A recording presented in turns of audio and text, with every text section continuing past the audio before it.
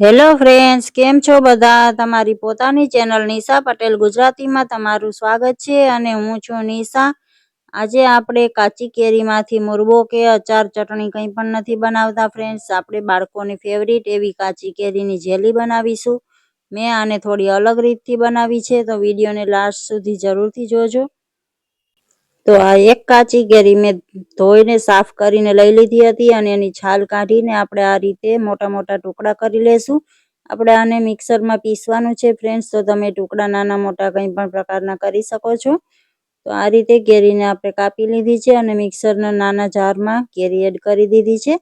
ઢાંકણ ઢાંકીને આપણે એકવાર ચલાવી લઈશું. તો આ રીતનું અધકચરું પીસાઈ ગયું છે, તમે જોઈ શકો છો. અને આપણે એકદમ બારીક પીસવાનું છે. તો આ મેં 1 કપ પાણી લીધું છે, એમાંથી 2 ચમચી જેટલું પાણી એડ કરીને આપણે એને પીસી લેશું. હવે આપણે આ ડાયરેક્ટ એક પેનમાં આપણે એને એડ કરી દઈશું, જેમાં આપણે જેલી બનાવીશું. તો આ કેરીમાંથી જેલી બનાવવા માટે ફ્રેન્ડ્સ આપણે નોનસ્ટિકની અથવા સ્ટીલના વાસણનો જ ઉપયોગ કરવાનો છે. એલ્યુમિનિયમ કે પછી લોખંડની કઢાઈ નહીં યુઝ કરીએ.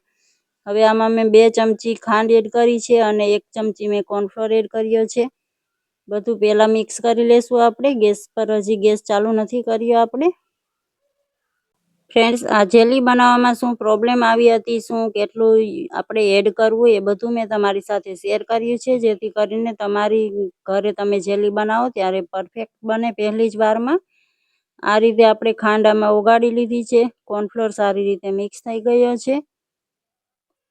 હવે આપણે આમાં પાણી એડ કરીશું. તો 1 કપ પાણી લીધું હતું આપણે, એ મેં આમાં એડ કરી દીધું છે. ફ્રેન્ડ્સ, એક નાનકડી રિક્વેસ્ટ છે મારી, તમે મારી ચેનલને હજુ સુધી સબસ્ક્રાઈબ ન કરી હોય તો પ્લીઝ ચેનલને સબસ્ક્રાઈબ જરૂરથી કરી દો અને બેલ આઇકનને પ્રેસ કરી દો, જેથી કરીને મારી નવી વિડીયોની નોટિફિકેશન મળતી રહે તમને. હવે આપણે આ મિશ્રણને ગરમ થવા મૂકી દીધું છે. આ તમે જોઈ શકો છો. જેમ જેમ ગરમ થશે તેમ ઘાટું થતું જશે મિક્સર. ફ્રેન્ડ્સ, મારે આમાં પાછળથી 1 ચમચી કોર્નફ્લોર એડ કરવાની જરૂરિયાત પડી હતી. તો તમે જોઈ શકો છો, મેં ગરમ મિશ્રણમાં કોર્નફ્લોર એડ કર્યો હતો, તો આ રીતે થોડી ગાંઠો પડી ગઈ છે. તો તમે આને પહેલાં જ 2 ચમચી કોર્નફ્લોર એડ કરજો, અને અથવા પાણી તમે ઓછું એડ કરજો. મેં 1 કપ પાણી લીધું હતું, તો તમે ½ કપ અથવા તો પોણો કપ એટલે કે 1/3 કપ પાણી લઈ શકો છો. પણ કંઈ પ્રોબ્લેમ નથી આવી, બસ થોડી ગાંઠોને આપણે સરખી રીતે મિક્સ કરવી પડે છે. હવે લાસ્ટમાં મેં આમાં ગ્રીન ફૂડ કલર એડ કર્યો છે. ટોટલી ઓપ્શનલ છે ફ્રેન્ડ્સ, પણ એનાથી લુક સારો આવે છે. આ મિશ્રણને કૂક કરવામાં મારે 5 થી 7 મિનિટનો ટાઈમ લાગ્યો હતો. આપણે આ ઓછી ક્વોન્ટિટીમાં બનાવી છે. તમે થોડી વધારે ક્વોન્ટિટીમાં બનાવશો તો થોડો વધારે ટાઈમ લાગી શકે છે. પણ મિશ્રણને આપણે આ રીતનું કૂક કરવાનું છે. આ તમે જોઈ શકો છો એની કન્સિસ્ટન્સી. આનાથી વધારે આપણે કૂક નથી કરવાનું. હવે મેં જેલીને સેટ કરવા માટે આ રીતનું ચોકલેટ મોલ્ડ લીધું છે. એમાં આપણે આ રીતે થોડું થોડું મિશ્રણ એડ કરી દઈશું.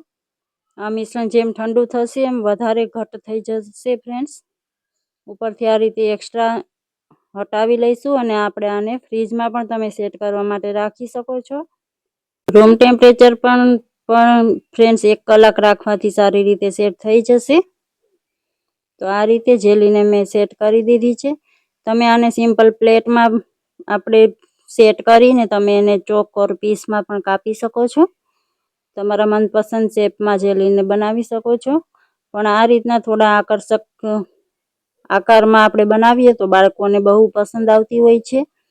તો હવે આપણે જેલીને ડીમોલ્ડ કરી લઈશું. આ પ્રકારના મોલ્ડમાંથી જેલી આસાનીથી ડીમોલ્ડ થઈ જાય છે. અને મેં આ થોડી મોટી જેલી એક મોલ્ડમાં બનાવી હતી. હવે ઉપરથી મેં આ દળેલી ખાંડને આ રીતે જાળીમાં એડ કરી છે. ગળણીથી આ રીતે ઉપરથી એડ કરી છે. તો આ બાળકોની મનપસંદ જેલી કોઈ પણ પ્રકારના અગર પાવડર કે જીલેટિન વગર આપણે બનાવીને તૈયાર કરી છે ફ્રેન્ડ્સ. આ તમે જોઈ શકો છો કેટલી સ્પોન્જી જેલી બનીને તૈયાર થઈ છે. તો ફ્રેન્ડ્સ, તમને મારી આ રેસીપી સારી લાગી હોય તો પ્લીઝ લાઇક કરી દો. તમારા ફેમિલી અને ફ્રેન્ડ્સ સાથે શેર જરૂરથી કરજો અને કમેન્ટ કરીને જરૂરથી જણાવજો. મળીએ છીએ નવી રેસીપીમાં. Thank you for watching.